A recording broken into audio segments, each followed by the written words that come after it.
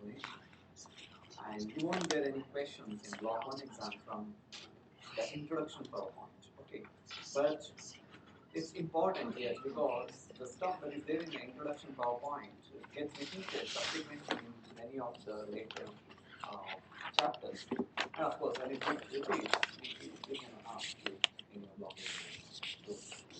And yesterday I was discussing how a cell reacts to an stimulus or an abnormal physiological stimulus, or let us say an injurious agent. As the first step, the cell tries to adapt, just like you adapt to new situations. Just like when you came to this island for the first time, you adapted for the new people around you, for the new environment. Similarly, the cell tries to adapt, and it's a spectrum. If it cannot adapt, or if the stimulus, the intensity of the stimulus is more severe than the, more severe than what the cell is capable to adapt, then it suffers from an injury. So now there will be some damage to the cellular organelles. Let us say some damage to ultrastructure of the cell. And again, the injury can be of two types, reversible or irreversible. So after a certain time, if you remove the injurious agent, if the cell comes back to its normal physiological state, then it is reversible injury. Okay, even though there was some damage, the damage was reversible. That is reversible type of injury. The next step is irreversible injury. Irreversible injury is the cell is so severely damaged that in spite of you removing the injurious stimulus, the cell cannot revert back to its normal physiological state. Eventually it has to die. There's no other hope. Okay? And the last stage is cell death. And we were discussing different types of cellular adaptations yesterday. Okay? Like hyperplasia, hypertrophy, atrophy, metaplasia, dysplasia. Please take it from me. All these cellular adaptations are highly. You need to know in detail about all different 5 types of cellular adaptation. I have a question for you. What do you think cellular adaptation is? It reversible or irreversible? Reversible. Reversible, yes. Because it comes quite behind, quite earlier in the spectrum, even before reversibility. So whatever changes that occur in cells can be reversed because it's just an adaptation. And yesterday we discussed hypertrophy, the second one. And today we will discuss hyperplasia. What is mean by hyperplasia? By definition, if there is an increase in the size of organ or tissue due to increase in the number of cells, then we call it hyperplasia. Okay? Be familiar with this term, hyperplasia. So whenever there is some stimulation by some hormones or growth factors, the stem cells undergo multiplication, and when they multiply, the number of cells increase, and when the number of cells increase in an organ, the organ increases in size, and the weight also increases. That is hyperplasia. Okay.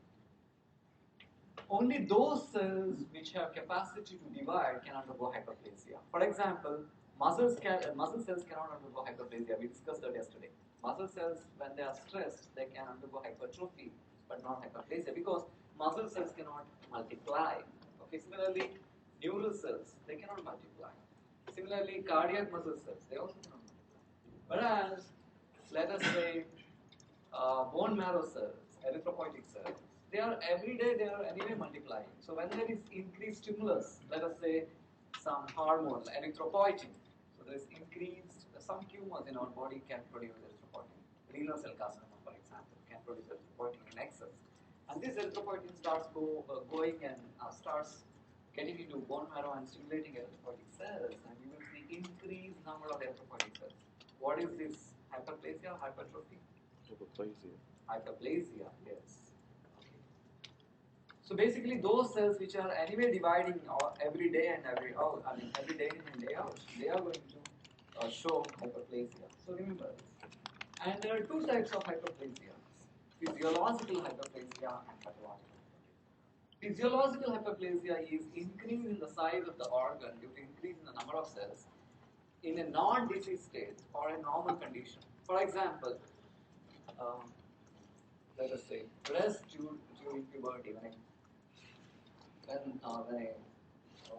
girl enters into puberty, her breast increase, the size of the breast increases. And what is the cause for increasing the size of the breast? There is increase in the number of lobules and ducts. Okay, there is increase in the number of cells because of hormonal stimulation. Similarly, during pregnancy, the breast increases in size further because it has to prepare itself for lactation. Okay? And uterus also increases in size during pregnancy. And one key feature you notice is in hyperplasia, you notice that the cells get stimulated by some hormones or growth factors. So it's very easy for you to figure out what is the phenomenon, whether it's hyperplasia or hypertrophy. Very commonly in hyperplasia, it's due to hormonal stimulation. Just make it. Whether it's breast during pregnancy or puberty, it's due to hormonal stimulations. And uterus during pregnancy, again, it's due to hormonal stimulation. And please remember, pregnant uterus is an excellent example for both hypertrophy and hyperplasia. You will see both hypertrophy and hyperplasia of fine material cells in pregnancy. So this is an excellent example where you see both together. And compensatory hyperplasia. What do you mean by compensatory hyperplasia? Suppose you donate a part of your liver to somebody who is suffering from liver failure. So you donate a part of your liver, and portion of the liver of your liver is sacrificed, and in due course of time the liver restores to its original weight. There is regrowth, and that is called compensatory hyperplasia. Okay, again the stimulus is growth factors, because now the liver is under stress because it has to handle all the metabolism which used to be handled by the entire liver. Even though a portion of the liver is sacrificed, now the workload gets increased, and that stimulates the stem cells to multiply, and there is multiplication of hepatocytes or increased number of hepatocytes, and the organ restores to its original size, at least near original size. Okay. This is a biopsy section, or what do you call histopathology section from non-lactating breast, and this is lactating breast. If you notice the difference, this is a duct and these are lobules. Okay? And look at here, you are seeing too many ducts and too many lobules. It's a lactating breast, and you are seeing some secretions in the lumen. That means this is hyperplasia. Too many ducts, too many lobules, and too many epithelial cells. That means the size of the breast is increased because of increase in the number of these ductal and lobular epithelial cells. That means when there is increase in the number of cells, it must be hyperplasia and not hypertrophy. Is this concept very, very clear? Very, very high yield. Okay, any questions? Okay, good. Now, some examples for pathological hyperplasia. See, pregnancy, puberty, they are not diseases. They are physiological conditions where you will notice hyperplasia. Now, we will discuss those situations, some diseases in which there is hyperplasia. For example, excessive secretion of growth hormone. You must have studied this condition in physiology class. What is the disease called? There are two situations. One is acromegaly and gigantism. So if it is before puberty, before the closure of epiphyseal flares, then you call gigantism, and after the closure of epiphyseal flares, it's acromegaly. What happens in acromegaly? There's a tumor of pituitary adenoma, which is secreting too much of growth hormones, and this is going to stimulate multiplication of cells, and because of which the patient will have increase in the soft tissue. So he will have large hands, large legs, large nose, ears. All the soft tissue cells start multiplying and protruding forehead and large jaw, large tongue, and all these features. This belongs to acromegaly due to excessive secretion of growth hormone. Similarly, unopposed estrogen. If there is a tumor which is secreting too much of estrogen, so there are some tumors of ovary which can secrete lots of estrogen in a lady. And what happens when estrogen is secreted in excess? What do you mean by unopposed estrogen? Estrogen is usually secreted along with progesterone. So if you see only estrogen in excess, if it overpowers the effect of progesterone, if the ratio of estrogen to progesterone is too much, then it is called unopposed estrogen. That means there is no progesterone to oppose the effects of estrogen. So So that is seen in certain tumors. And what's the function of estrogen? You know that. In a normal menstrual cycle. Yes, it increases the thickness of endometrium. So if there is increase in the proliferation, or there is multiplication of glands in endometrium. So in a normal proliferative phase, you see that estrogen is actually stimulating the multiplication of glands. Okay. Now, if this estrogen is in excess, what happens? The thickness of the endometrium increases more than normal, what you call hyperplasia. Okay. And when you do ultrasound examination of the lady, you'll see that her uterus shows a thick endometrial lining. That means it is endometrial hyperplasia. Okay. And what is the problem with endometrial hyperplasia? Can lead to it's cancer. Very important. Yes. Awesome. Fabulous. So if you leave it untreated, it becomes dysplastic. And later on, I'll tell you what dysplasia, or what you mean by dysplasia in the next few slides, and can become cancer. So hyperplasia can become cancer only in certain situations. Not every hyperplasia will become cancer. There are few hyperplasias which can become cancer. And you have to identify these diseases and you have to treat them even before they become cancer. Okay? So one example is endometrial hyperplasia. That's why I put this asterisk or star. Okay? And similarly, if there is a pituitary adenoma which is secreting ACTH, then the patient will have adrenal cortical hyperplasia. The thickness of adrenal cortex increases because of increase in the number of cells. Similarly, erythropoietin can stimulate production of RBCs, and your patient will have too many RBCs, more than normal range. Similarly, excess of estrogen can also cause gynecomastia, that is, enlargement of breasts in males due to some reason. If there is synthesis of estrogen in a male body, or if there is some tumor which is secreting estrogen, the person can come with gynecomastia. Similarly, excessive secretion of dihydrotestosterone can lead to benign prostatic hyperplasia.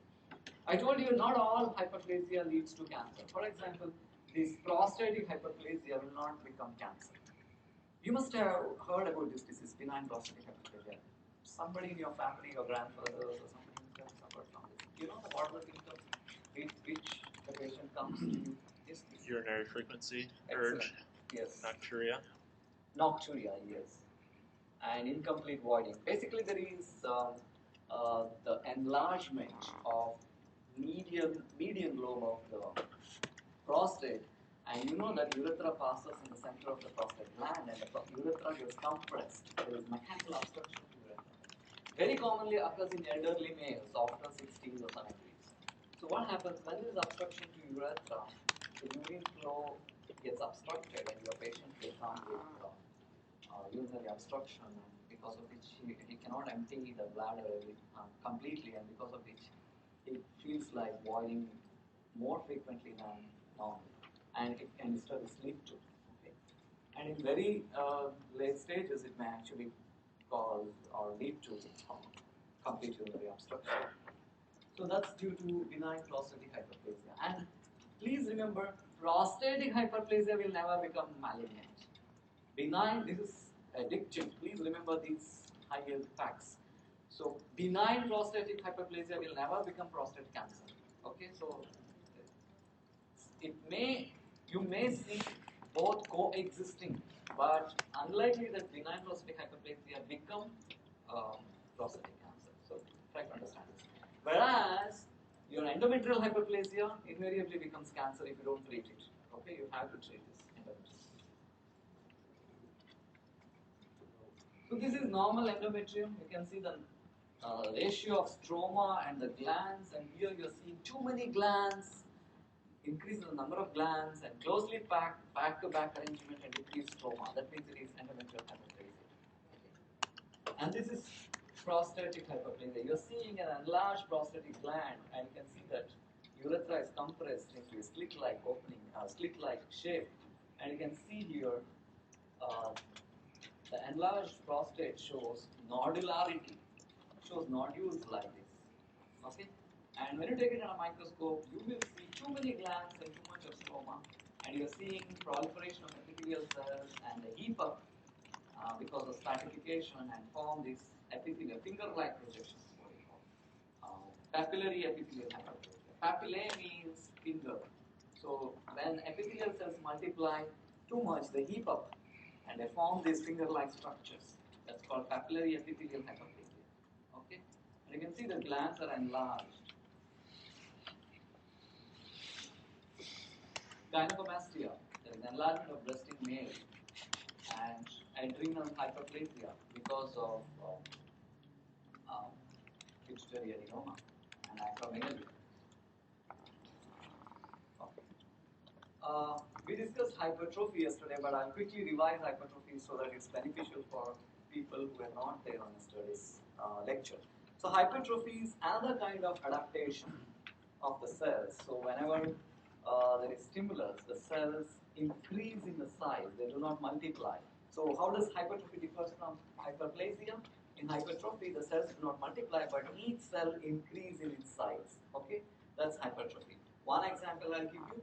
In bodybuilders, when they pump iron for several weeks, what happens? Muscle fibers, they increase in their thickness, and the whole muscle bulk increases. Okay, that's excellent example for hypertrophy. So there is no multiplication of cells, but each cell increases in its size. That's hypertrophy. We are done with hypertrophy. Okay, this is important. You know there are different kinds of cells: labile cells, stable cells, and permanent cells. Labile cells are the ones which are continuously dividing in day-to-day life, like for example bone marrow cells. Okay, they show hyperplasia. Stable cells are the ones who are capable of multiplication, but they do not multiply every day. Like for example hepatocytes. So when there is a need, it can multiply, but otherwise they do not show much of multiplications like bone marrow cells. So such cells can show both hyperplasia or hypertrophy. Okay. Permanent cells are the ones which do not multiply. They have no capacity to multiply, like skeletal muscles and heart muscle fibers. So they can show only hypertrophy. They cannot show hyperplasia. This is a very important information. If you remember this, I think you can figure out what is the process whether it is hyperplasia or hypertrophy. In some diseases, you will see both together, hyperplasia and hypertrophy together. Okay, like in pregnancy, as I said, uterine smooth muscles, myometrium shows both hyperplasia and hypertrophy.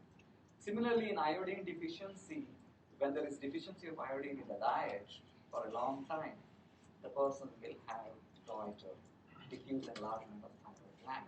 And when you open the thyroid gland surgically, remove it and take it in a microscope, you will see that there is both increase in the size of glands as well as increase in the size of cells as well as increase in the number of cells. That means you will see both hyperplasia and hypertrophy together. So these are the two examples. Coming to the next type of adaptation, that is atrophy. I can give you a crude analogy. Let us consider this classroom as an organ and we individuals as single cells. Okay? We all are cells and we all together make an organ. Okay? Let us say somebody locks up us in the room. Let us say a terrorist attack.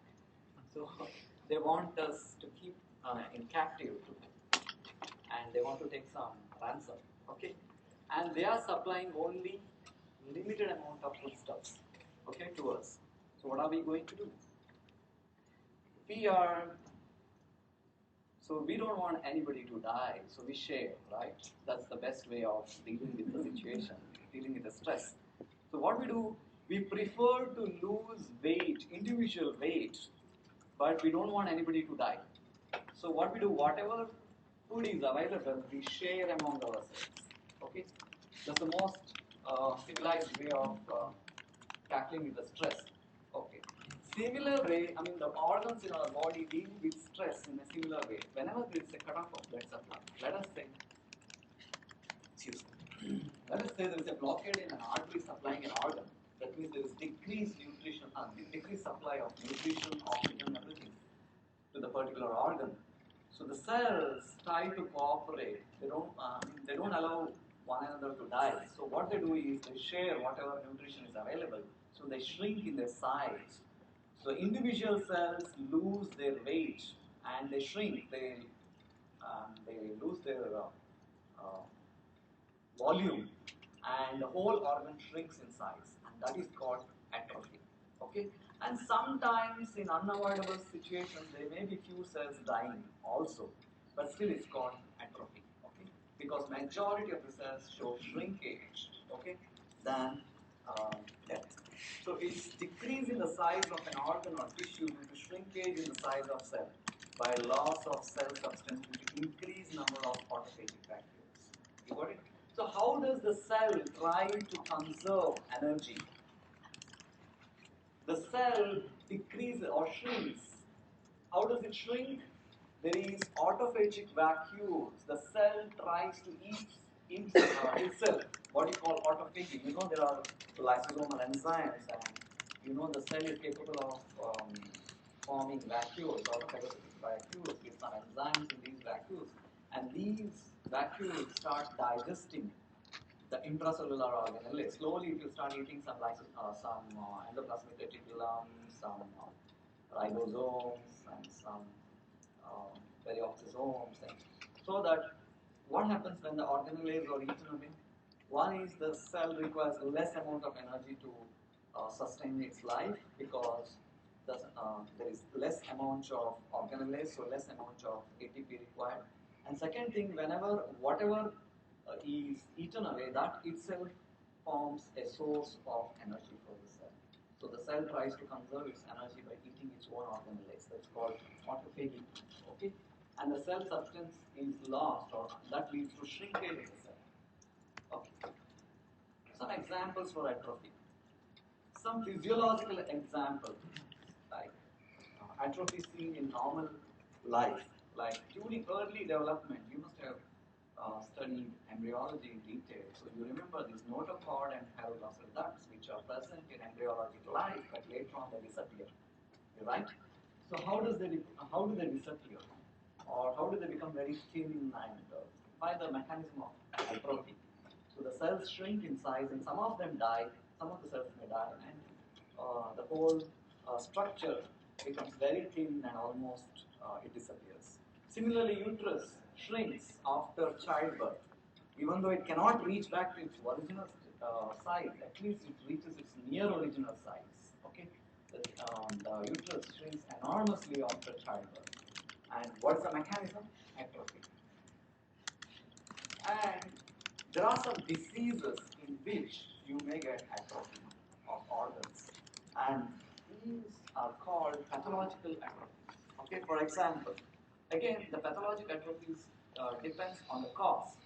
Like if there is decreased workload, for example, somebody sustains, let us say your patient sustains a fracture of the limb, and you put him in a plaster cast. The idea of putting him in a plaster cast is that you have to immobilize the organ so that the bones heal very fast. Because as long as the bones are mobile, the healing process is hindered. So you want to keep the limb in an immobilized state. So what you do, you put a plaster cast, and you ask him to come after 6 weeks. So by then the healing will have occurred considerably.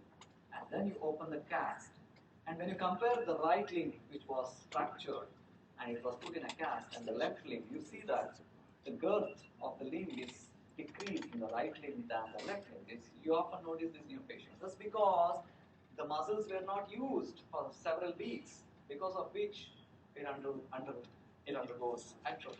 That's called disuse atrophy. Because of not using, the muscle cells undergo atrophy. Exactly opposite to hypertrophy. When you use the muscle, when you exercise, then it shows hypertrophy. But when you do not use, it will show atrophy. And similarly, if there is loss of innervation, so let us say there is some problem, some neural disease, because of which the nerve supply to the muscle is, the nerves which supply, the motor nerves which supply the muscles are damaged.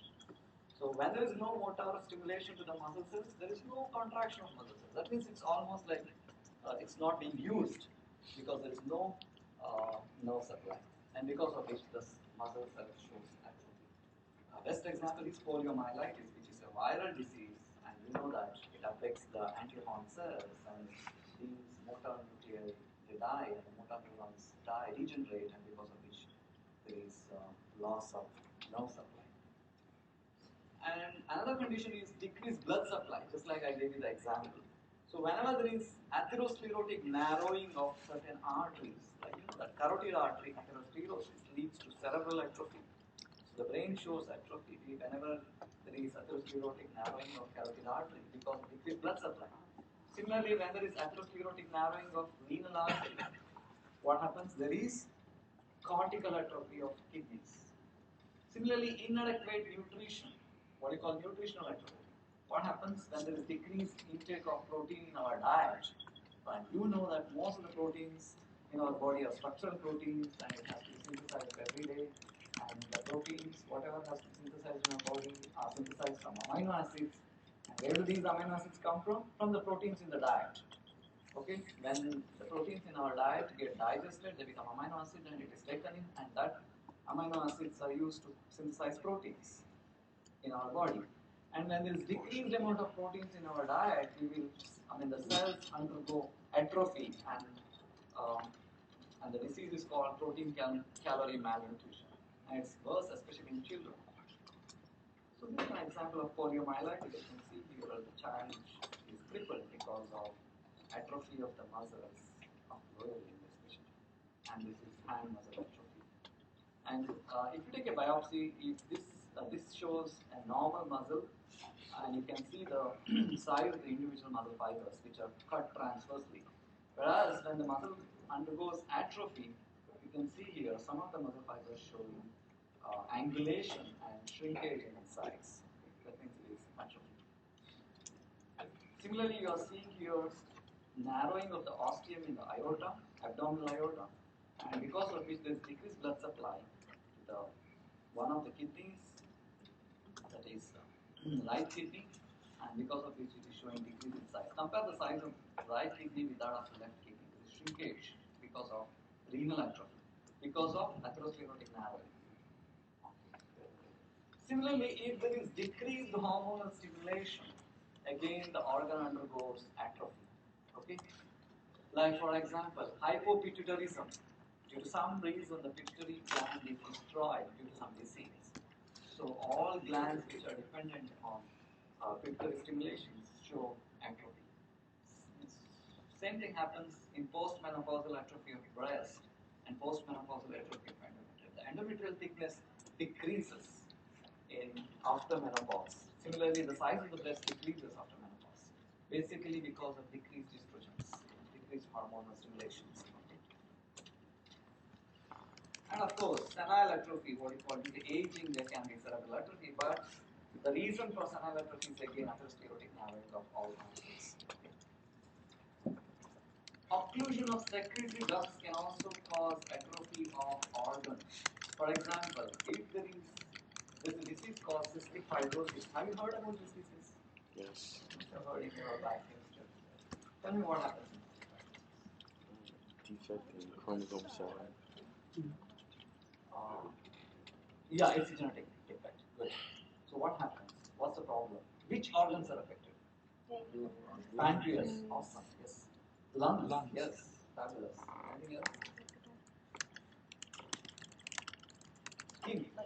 Yeah. So that's how you estimate for sweat chloride. Okay. So what happens? There is some genetic defect because of which transport of this chloride and sodium ions across the epithelium is lost, because of which the secretions in these glands, pancreatic glands, and all become very thick because there is no disturbance in the electrolyte content, and because of which they become very, very viscous. And they become viscous, they become solidified, desiccated, and they become like a stone, and they obstruct these ducts.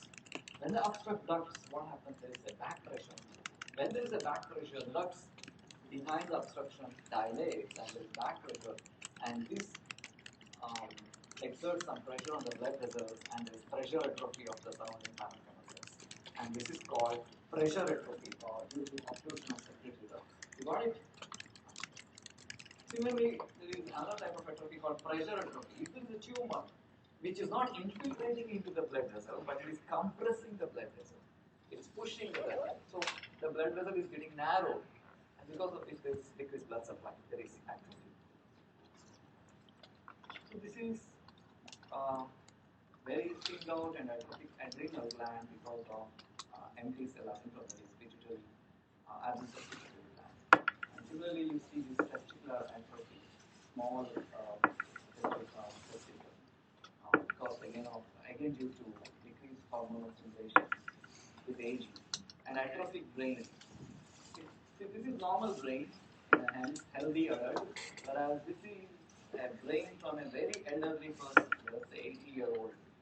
So because of which there is a senile atrophy. You can see there is widening of sulci and narrowing of gyri, basically due to senile atrophy. What happens in atrophy? Basically, there is destruction of cellular organelles and structural proteins, but not the death of. I mean, the life of cell is somehow sustained or preserved. Somehow the cell tries to prevent death, and it tries to conserve its life by a process called autophagy.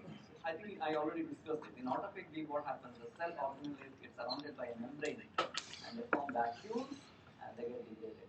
And some when there is degradation of these intracellular organelles, there will be some byproducts, some material which cannot be digested by these enzymes. And these substances are called residual bodies, what you call lipofuscin.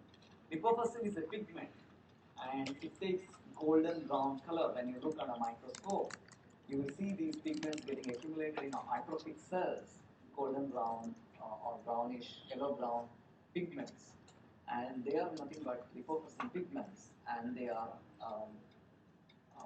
byproducts or end products of these autophagic vacuoles.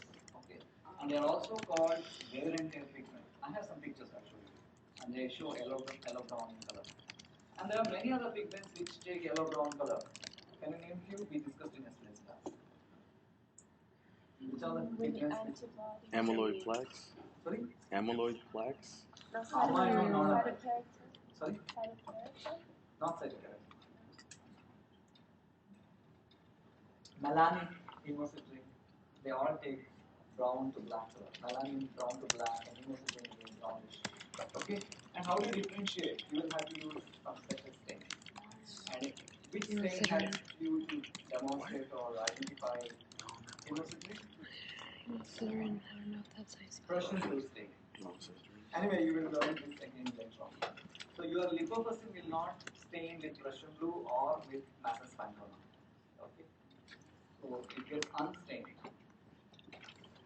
And if extensive grossly discolors the tissue, producing a condition called brown atrophy. Brown atrophy is a very, very high yield fact for you. If you are doing some autopsy study in some elderly patient, and you will see the heart or liver very much shrunken, and the external surface is brownish, then you think of brown atrophy.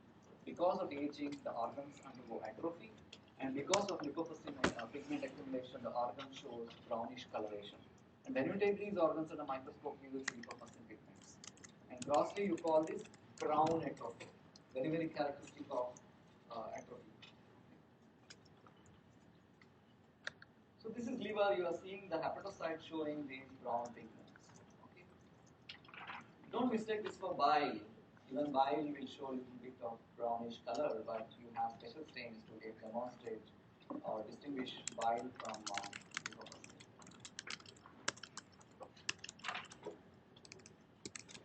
Now, that was about hypertrophy, hyperplasia, atrophy.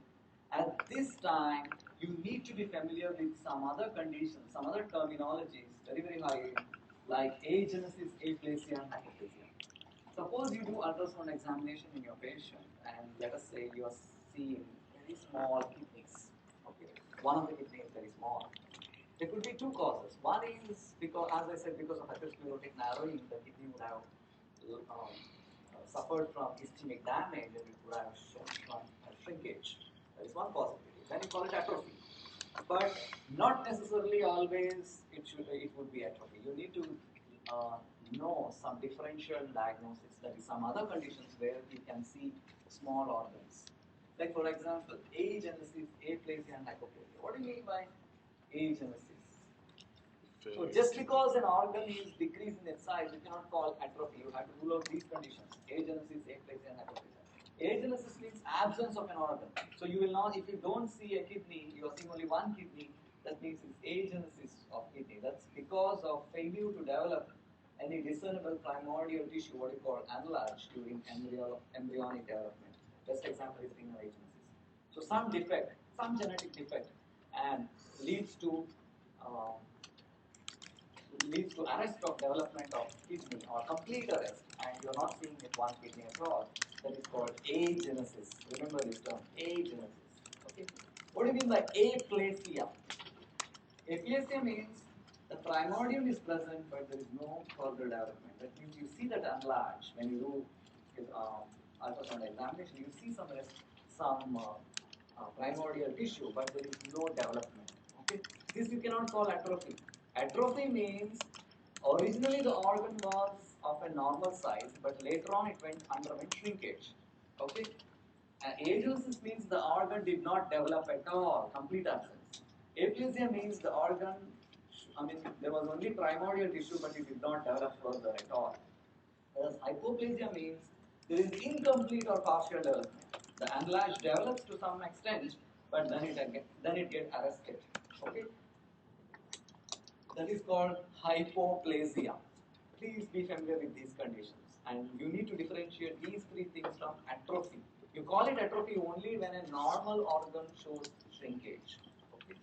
And when an organ fails to develop, you cannot call it atrophy. You have to fit it into one of these three conditions.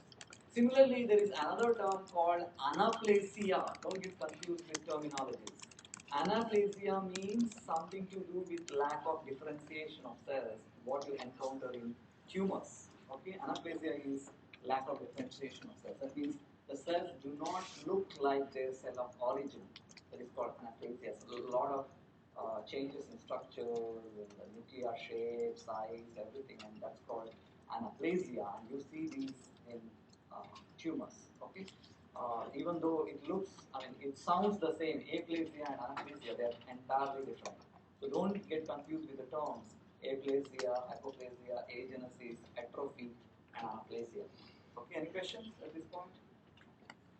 The next concept is metaplasia. Okay, I'll take your attendance before that.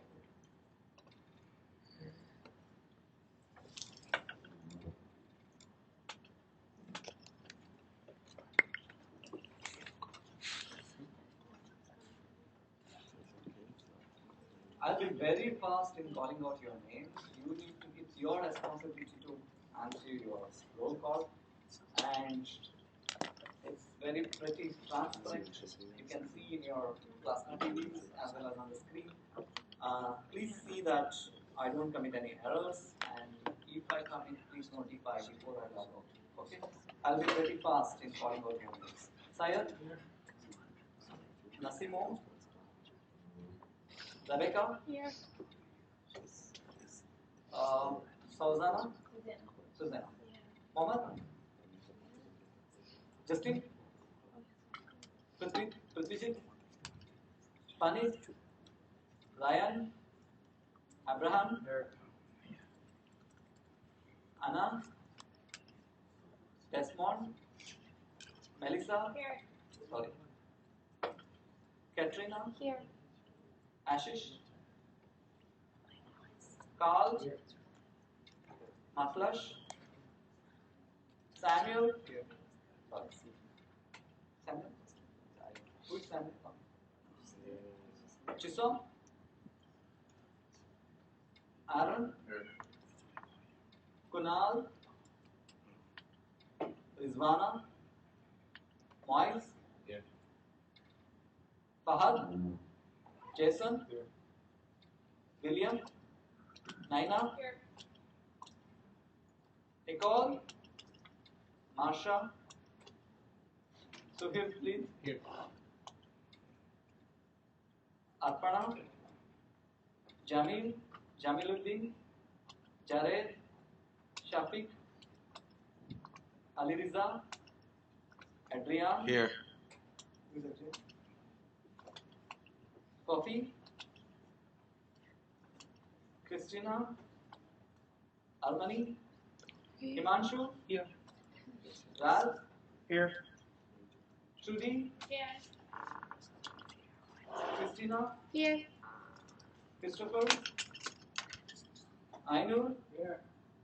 Shamanti? Sorry, whom did I mark as? 47. Oh, I'm sorry. Who is this Christian? Oh, sorry. Ainu? Here. Shamanti? Karan? Spencer? Clary? Here. Talal? Charles? Here. Sorry. Niroshan? Here. Sahal? Daniel? Here. Naila? Here. Shakika? Baldeep? Yes. Amandeep? Amrit? Kishan? Here. Who's Kishan? Here. Mihir? Rebecca? Yuchu? Christopher? Here. Vijay? Here. Vinoja? Here. Catherine? Lauren? Timothy? Here. I'm going to scroll up if there's any conflicts. Please, any 46. Sorry for that. Shruti. Please let me know if there are any errors.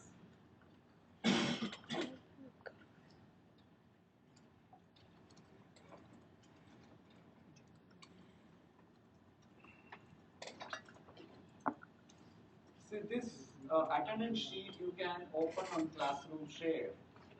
Okay, to check your attendance, you don't need password, so you can read it. Okay, only to mark we need password. And if you need any corrections, we can't entertain any corrections once we log out. So if there are any errors, you have to bring to our notice before we log out. Okay, so I'm going to protect the sheet now.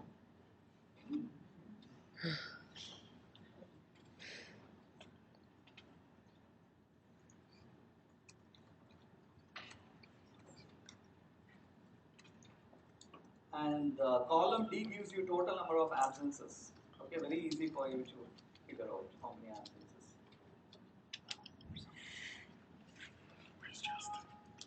He always comes in like a week later.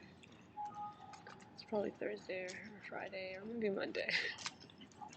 You have to get eye on him in Canada. Sorry? Did you get to see him in Canada when you lived there? No. Ew. You don't live there? I thought you We're lived not What do there. you mean by What? metaplasia? This is another kind of adaptation. Okay? Yeah, I don't see anyone. Like, Replacement compare of one our other trying type to of let him cell do. by another. Okay? For example, what is the lining epithelium of bronchial tree from your histology? Hope you remember. Pseudostratified? Yes, pseudostratified. Fabulous. Anything else you want to add? Pseudostratified what type? Columnar or squamous? Columnar. Anything else? Ciliated. Excellent. Ciliated pseudostratified columnar epithelium. That's respiratory epithelium which lines your bronchial tree. Okay. Now, somebody smokes for a long time. What happens? Cigarette smoke is an irritant for these epithelial cells. So the cells, initially they will be increasing the number of goblet cells. So that's hyperplasia. Later on, the stem cells undergo differentiation and the columnar cells get replaced by squamous cells. Okay, that's called squamous metaplasia. Okay, so you have a patient who is a chronic smoker, comes with repeated respiratory infections, and you do bronchoscopy and you see some suspicious flat area, you take a biopsy and take it on a microscope, you see squamous epithelial lining instead of columnar epithelial lining. And you tell your patient that you are having squamous metaplasia. Okay, what would you like to advise your patient? Stop smoking. Excellent. Because it's reversible. Okay? Because it's just an adaptation. Metaplasia is an adaptation. It is reversible. So your patient stops smoking, it gets reversed back to columnar. What if your patient is stubborn and he doesn't want to stop smoking? What happens? Can lead to carcinoma. Yes. Later on it becomes dysplasia and becomes cancer, squamous cell carcinoma. So that's how you get squamous cell carcinoma in lungs. Normally lungs do not have squamous cells. But how do you get squamous cell carcinoma? Because the columnar cells become squamous cells and then it becomes cancer. Okay?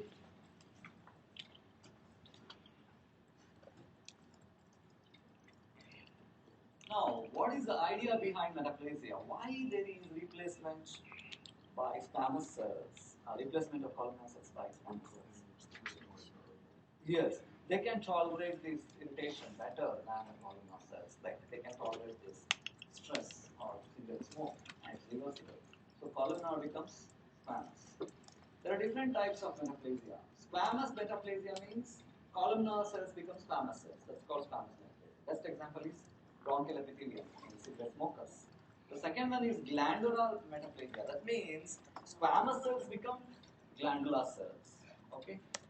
And the third one is connective tissue metaplasia. It's not always that epithelial cells show metaplasia. Even the mesenchymal cells can show metaplasia. For example, skeletal muscle cells may show some ossification or bone formation. Okay, we'll discuss these examples in detail. And myeloid metaplasia, that is myelopoiesis in liver and spleen. You know which organ shows erythropoiesis and myelopoiesis in us, in all of us? Where do our blood cells take birth? Bone marrow, excellent. What about in embryonic life? Yolk sac. Liver and yes, liver and spleen, basically. So what happens? Due to some reason, if there is some problem in bone marrow, let us say the bone marrow is getting destroyed. There's a disease called myelofibrosis. There will be fibrosis of bone marrow, and then the bone marrow is totally destroyed, and because of which there is feedback stimulation of primitive cells in the liver and spleen, and the liver and spleen will show myeloid metaplasia, that is myelopoiesis. So normally our spleen and liver will not show myelopoiesis, but when there is destruction of bone marrow, our liver and spleen can show myelopoiesis, and that is called myeloid metaplasia, replacement of one cell by another. So squamous metaplasia, bronchial epithelium in cigarette smokers. Similarly, cervical epithelium. So the uterine cervix. What is the lining epithelium of uterine cervix? You tell me. Ciliated. Doesn't it have two? Columnar or Which one? Uterine cervix? yeah, I'm talking about uterine cervix. This is uterus and cervix, and this is vagina. Surface. What is the lining epithelium of cervix? Squamous. Squamous or columnar? You tell us. Excellent. So it depends on which part of the cervix, ectocervix or endocervix. So the outer surface, if this is cervix, okay, this is outer surface. This is ectocervix lined by squamous cells, and this is endocervix lined by columnar cells. Okay, and there is a transition here. This is called transitional zone (TZ), where squamous cells become columnar cells. Okay, so this is the transitional zone. So endocervix is lined by columnar cells, as ectocervix is lined by squamous cells. Okay. Suppose the lady gets infected by this virus, human papilloma virus, which is sexually transmitted. So what happens when there is HPV infection? The columnar cells get replaced by squamous cells.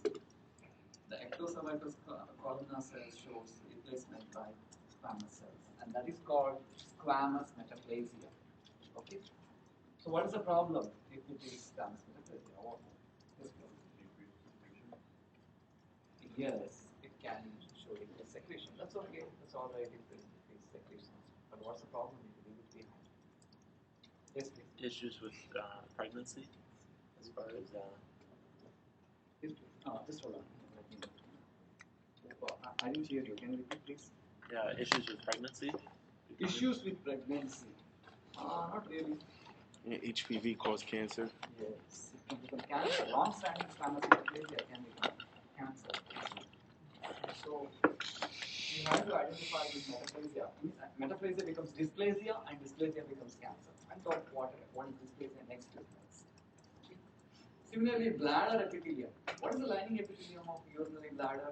Urothelium. Urothelium or transitional epithelium. And if it gets infected by schistosoma hematobium parasite, the transition, because it's a constant irritation, the transitional epithelium gets replaced by squamous epithelium. So the bladder will show squamous epithelial lining, patches of squamous epithelial lining. and that can later on become carcinoma, squamous cell carcinoma. So if you encounter squamous cell carcinoma of bladder, urinary bladder, that means there is a long-standing infection by Schistosoma. Similarly, corneal epithelium. What is the lining epithelium of cornea? Stratified squamous. Oh, it's not stratified squamous. Otherwise, we would all would have been blind. Oh, simple squamous. Simple cuboidal. And you know, vitamin A is the one which maintains this integrity of this cuboidal epithelium. So, if there is vitamin A deficiency, the cuboidal epithelium gets lost and it gets replaced by squamous epithelium, what is called keratomalacia. One of the causes of keratomalacia is vitamin A deficiency, vitamin A deficiency, and the person can become blind because of this opacity. Because you know, squamous cells are opaque. Squamous cells are the cells which line our skin. They produce keratin sometimes. And imagine these cells line our cornea and we all become blind. So how does one cell get replaced by another? Basically, you know, there are some cells called stem cells or reserve cells, and they differentiate into different kind of cells. Instead of getting differentiated into columnar cells, they start differentiating into glandular cells. That's called glandular.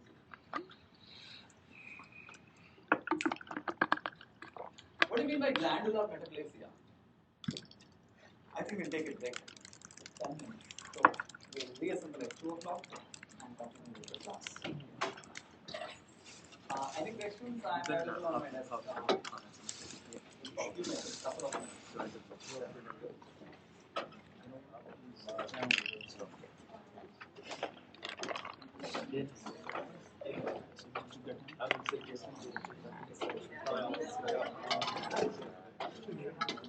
Last time. Oh, I'm not. Really?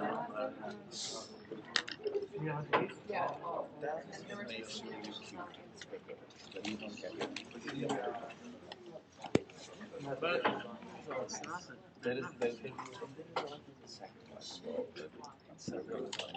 I had the video. Yeah. the president has nothing to do with it.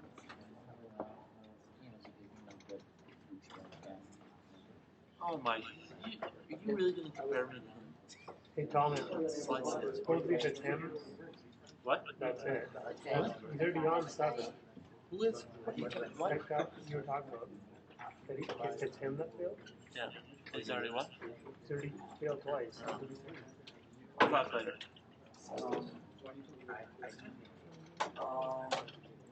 Even I can do that, but if you have time, you can do that. Anyone can show you. He's gone.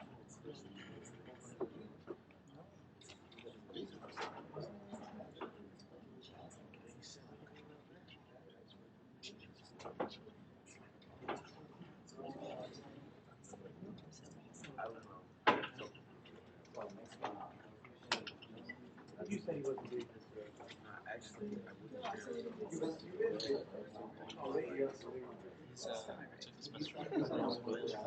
You're always right.